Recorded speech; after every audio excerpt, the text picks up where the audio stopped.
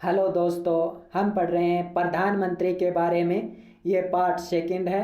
प्रधानमंत्री के part first में हमने प्रधानमंत्री के बारे में बहुत सारी जानकारियां प्राप्त कर ली हैं। तो शुरू करते हैं प्रधानमंत्री का ये पार्ट सेकंड। संवैधानिक केंद्रीय मंत्रिमंडल पर प्रधानमंत्री को पूर्ण नियंत्रण एवं चुनौतीपूर्ण प्रभुत्व हासिल है। केंद्रीय मंत्रिमंडल पर प्रधानमंत्री को पूर्ण एवं चुनौतीहीन प्रभुत्व हासिल है। पूर्ण नियंत्रण मंत्रिमंडल पर प्रधानमंत्री को हासिल है। नियंत्रण के मामले में प्रधानमंत्री मंत्रिपरिषद का सर्वस्वा होता है, यानी श्रेष्ठ प्रधानमंत्री होता है निर्णय के मामले में मंत्रिपरिषद में, और उसके इस्तीफे से पूरी सरकार गिर जाती है। प्रधानमंत्री इस्तीफा दे दे तो पूरे मंत्रिपरिषद को इस्तीफा देना होता है, अर्थात सारे मंत्रियों का अस्तित्व समाप्त हो जाता है, मंत्रित्व समाप्त हो जाता है। मंत्रिपरिषद की अध्यक्षता के अलावा संविधान प्रधानमंत्री पर एक विशेष अधिकार यह भी है कि मंत्रिपरिषद और राष्ट्रपति के बीच संपर्क का काम प्रधानमंत्री करता है। मंत्री और राष्ट्रपति के बीच संपर्क का काम प्रधानमंत्री करता है। ये विशेष अधिकार केवल प्रधानमंत्री को है, जिसके माध्यम से प्रधानमंत्री समय समय पर राष्ट्रपति को मंत्रिमंडल से संबंधित निर्णय एवं चर्चाओं से अवगत कराता है। प्रधानमंत्री के अलावा कोई भी अन्य मंत्री स्वेच्छा से मंत्री सभा में चर्चित किसी भी विषय को राष्ट्रपति के समक्ष उद्घाटित नहीं कर सकता। इंपॉर्टेंट लाइन है, देखिए, प्रधानमंत्री के अलावा कोई भी अन्य मंत्री स्वेच्छा से मंत्री सभा में चर्चित किसी भी विषय को राष्ट्रपति के समक्ष उद्घाटित नहीं कर सकता। अपनी स्वेच्छा से किसी भी चर्चित विषय को या किसी भी विषय को राष्ट्रपति के समक्ष अपनी स्वेच्छा से, अपनी इच्छा से राष्ट्रपति के समक्ष उद्घाटित नहीं कर सकता। ये विशेष अधिकार की महत्व एवं अर्थ है कि मंत्रिमंडलीय सभाओं में चर्चित विषयों में से किन जानकारियों को गोपनीय रखना है एवं किन जानकारियों को दुनिया के सामने रखना है, ये तय करना भी प्रधानमंत्री के पास है। यानी कहने का मतलब है कि मंत्रिपरिषद में, मंत्रिमंडल में कोई भी सदस्य, कोई भी मंत्री राष्ट्रपति के समक्ष किसी भी विषय पर अपनी इच्छा से राष्ट्रपति के सामने वो विषय उद्घाटित नहीं कर सकता, नहीं रख सकता। किन विषयों को गोपनीय रखना है, गुप्त रखना है, किन विषयों को जाहिर करना है, इसका अधिकार प्रधानमंत्री को है। प्रधानमंत्री की सलाह के अनुसार ही मंत्री अपना भाषण देते हैं।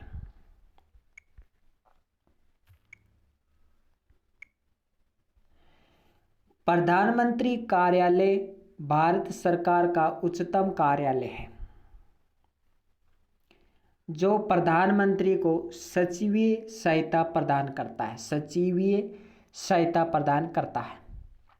इसमें प्रधानमंत्री के तत्काल कार्यकारिणी एवं सलाहकार शामिल रहते हैं। साथ ही संबंधित वरिष्ठ अधिकारियों की सहकारिणी भी इस कार्यालय का भाग होते हैं। इस कार्यालय के विभिन्न विभाग होते हैं, जो कि प्रधानमंत्री को शासन चलाने, विभिन्न मंत्रालयों के बीच समन्वय बनाने एवं जनता की शिकायतों का निपटारा करने में प्रधानमंत्री की सहायता करते हैं। यह कार्यालय प्रधानमंत्री तथा उनके द्वारा प्रशासनिक सेवाओं के कुछ गिने चुने वरिष्ठ अधिकारियों की मेजबानी करता है। प्रधानमंत्री कार्यालय की अध्यक्षता प्रधानमंत्री के प्रधान सचिव करते हैं। इंपॉर्टेंट लाइन,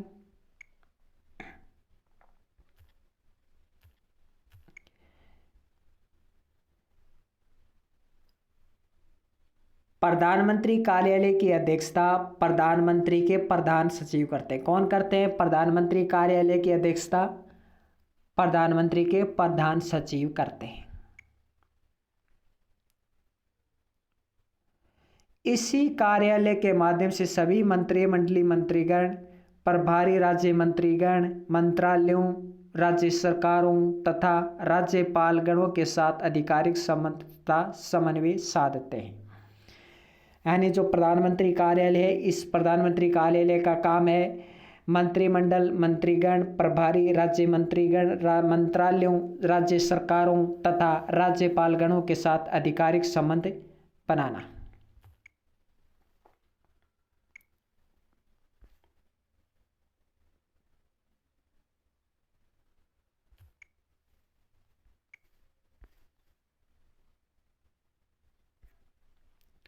अगला है, सरकार और मंत्री परिषद के प्रमुख होने के नाते प्रधानमंत्री लोकसभा में बहुमत और सत्ता पक्ष के नेता और प्रमुख प्रतिनिधि हैं। तो लोकसभा में बहुमत के नेता कौन? प्रधानमंत्री। इस संदर्भ में सदन में सरकार और सत्ता पक्ष का प्रतिनिधित्व करना, सदन में सरकार और सत्ता पक्ष का प्रतिनिधित्व करना प्रधानमंत्री का कर्तव्य माना जाता है। साथ ही यह आशा की जाती है कि सदन में सरकार द्वारा लिए गए महत्वपूर्ण विधेयक और घोषणाएं प्रधानमंत्री करेंगे तथा उन महत्वपूर्ण निर्णयों के विषय में सत्ता पक्ष की तरफ से प्रधानमंत्री उत्तर देंगे। लोकसभा अध्यक्ष का चुनाव निर्वाचन द्वारा होता है, अतः साधारणतः सभापति भी बहुमत दल का होता है। अतः बहुमत दल के नेता होने के नाते सभापति के जरिए प्रधानमंत्री लोकसभा की कार्यवाही को भी सीमित रूप से प्रभावित करने की क्षमता रखता है, क्योंकि लोकसभा का नेता होता है, बहुमत का नेता होता है, बहुदल का नेता होता है प्रधानमंत्री। इस जरिए प्रधानमंत्री लोकसभा की कार्रवाई को भी सीमित रूप से प्रभावित करने की क्षमता रखता है, क्योंकि सभापति सभा का अधिष्ठाता होता है और सदन में चर्चा की विषय सूची भी सभापति निर्धारित करता है। सदन में चर्चा की विषय सूची भी सभापति निर्धारित करता है। हालांकि सदन की कार्रवाई को अधिक हद तक प्रभावित नहीं किया जा सकता है। इन कर्तव्यों के अलावा संसदीय कार्रवाई को प्रधानमंत्री का सबसे महत्वपूर्ण शक्ति है, यानी संसदीय कार्रवाई करना प्रधानमंत्री का सबसे महत्वपूर्ण शक्ति मानी जाती है। लोकसभा का सत्र बुलाने और स्थगित करने की शक्ति, यानी प्रधानमंत्री के पास लोकसभा का सत्र बुलाने और उसका अंत करने की शक्ति भी प्रधानमंत्री के पास है। संविधान का अनुच्छेद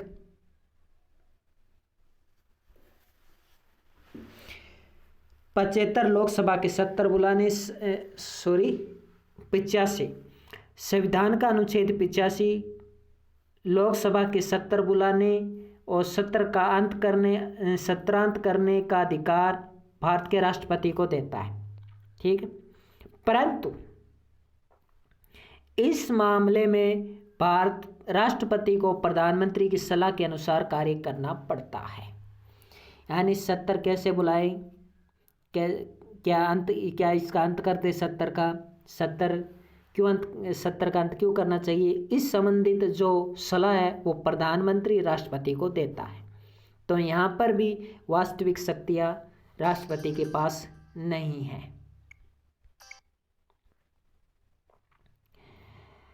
अर्थात वास्तविक रूप से लोकसभा का सत्र बुलाना और अंत करना प्रधानमंत्री के हाथों में होता है, जो कि हम पहले पढ़ चुके हैं। यह अधिकार निस्संदेह प्रधानमंत्री के हाथों में दी गई सबसे महत्वपूर्ण अधिकार है।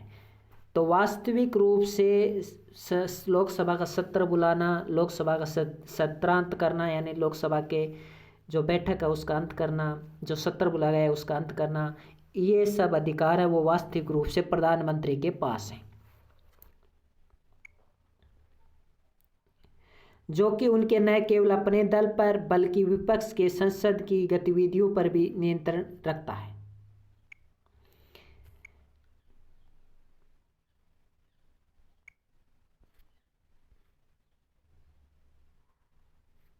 अब देखते हैं, राष्ट्रपति का पद भारत के गणराज्य के राज प्रमुख का पद है।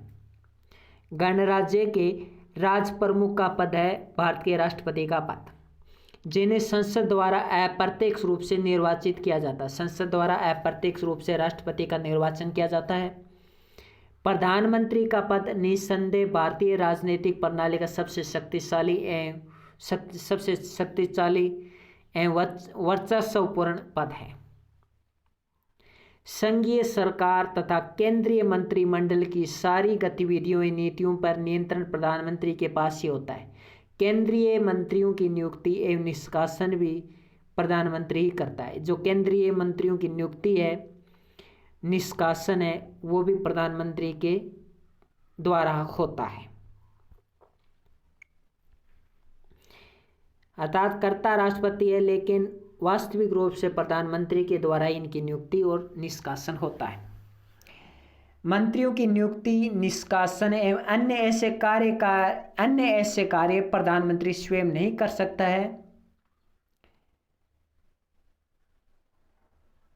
मंत्रियों की नियुक्ति एवं निष्कासन राष्ट्रपति द्वारा प्रधानमंत्री की सलाह पर करता है। प्रधानमंत्री खुद इनकी नियुक्ति नहीं करता, जैसे कि मैंने पहले बताया कि राष्ट्रपति प्रधानमंत्री की सलाह पर इनकी नियुक्ति करता है। लेकिन वास्तविक रूप से कहें तो इनकी नियुक्ति प्रधानमंत्री के कारण ही संभव है।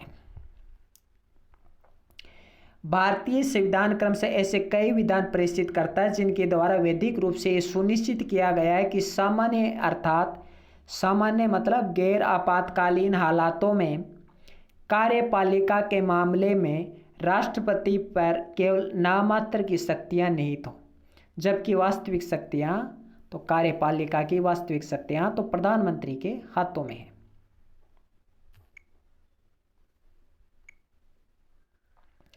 भारतीय संविधान अनुच्छेद 75 के सफल रूप से मंत्रिपरिषद की अध्यक्षता एवं संचालन हेतु प्रधानमंत्री की उपस्थिति आवश्यक है। मंत्रिपरिषद की अध्यक्षता एवं प्रधानमंत्री की उपस्थिति किसमें दर्शाई गई है? 75 में दर्शाई गई है। अगर प्रधानमंत्री की मृत्यु हो जाए, त्याग पत्र दे दे, तो संपूर्ण मंत्रिपरिषद को पद छोड़ना पड़ता है।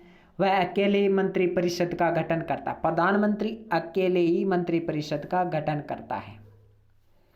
इसमें लोकसभा, राज्यसभा, राष्ट्रपति की जरूरत नहीं है। प्रधानमंत्री अकेले ही मंत्रिपरिषद का गठन कर सकता है।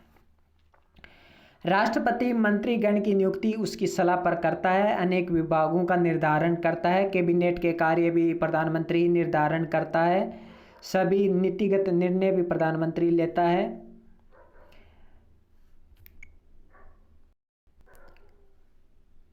वह मंत्रिपरिषद के नाम से लड़ी जाने वाली संसदीय बहसों का नेतृत्व करता है। संसद में परिषद के पक्ष से जुड़ी सारी लड़ी जा रही सभी बहस में वह भाग ले सकता है। यानी संसद के परिषद में पक्ष में लड़ी जा रही कोई भी बहस हो, उसमें प्रधानमंत्री भाग ले सकता है। मंत्रीगणों के मध्य समन्वय कर सकता है। किसी भी मंत्रालय से प्रधानमंत्री कोई भी सूचना मंगवा सकता है।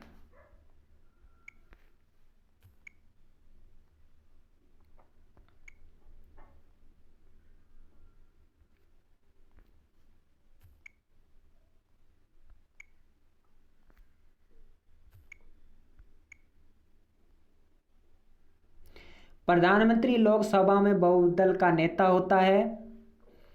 उसकी नियुक्ति भारत के राष्ट्रपति द्वारा लोकसभा में बहुमत होने पर होती है, यह हम देख चुके हैं।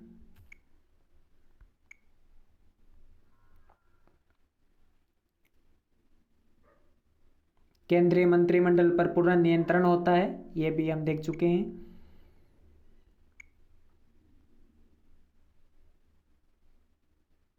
अब हम ये देखते हैं, साधारणतः प्रधानमंत्री को संसदीय आम चुनाव के परिणाम के आधार पर राष्ट्रपति द्वारा नियुक्त किया जाता है। प्रधानमंत्री लोकसभा का बहुमत दल का नेता होता है। हालांकि प्रधानमंत्री स्वयं लोकसभा का सांसद होना अनिवार्य नहीं है, परंतु लोकसभा में बहुमत सिद्ध करना होता है। लोकसभा का सदस्य होना जरूरी नहीं है, किसी भी संसद का सदस्य होना जरूरी नहीं है जब प्रधानमंत्री बनता है। लेकिन लोकसभा में बहुमत सिद्ध करना होता है, और कब करना होता है? नियुक्ति के 6 माह के अंतर्गत करना होता है। प्रधानमंत्री संसद के दोनों सदनों में से किसी भी सदन का सदस्य बन सकता है। राज्यसभा का बन सकता है या लोकसभा का बन सकता है, लेकिन 6 महीने के भीतर उन्हें सदस्यता ग्रहण करनी होती है।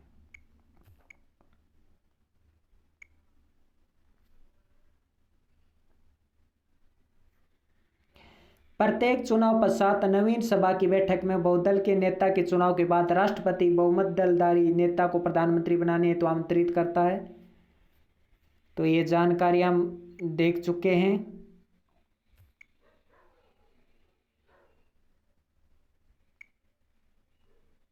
अब देखते हैं आगे पदावधि के बारे में।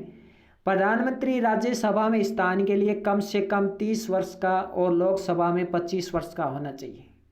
राज्यसभा में 30 वर्ष का होना चाहिए।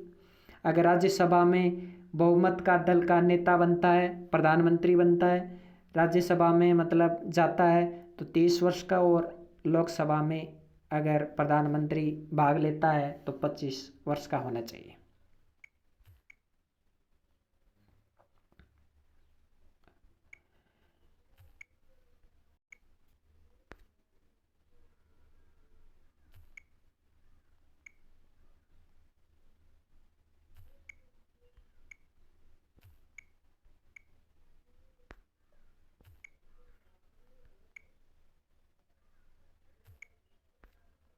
तो ये तो थे प्रधानमंत्री से संबंधित विभिन्न जानकारियाँ। इसके अलावा आप प्रधानमंत्री की योग्यताओं से परिचित हैं कि प्रधानमंत्री है वो दिवालिया घोषित नहीं होना चाहिए, किसी एक सदन का ही सदस्य हो सकता है। इसके अलावा वह राज्यसभा में 30 वर्ष, लोकसभा में 25 वर्ष। तो इस प्रकार की जानकारी हमने प्रधानमंत्री के बारे में संपूर्ण जानकारी ले ली है। तो ये तो था प्रधानमंत्री के बारे में जानकारी। धन्यवाद। आपको वीडियो अच्छा लगा हो तो लाइक करें, शेयर करें। धन्यवाद।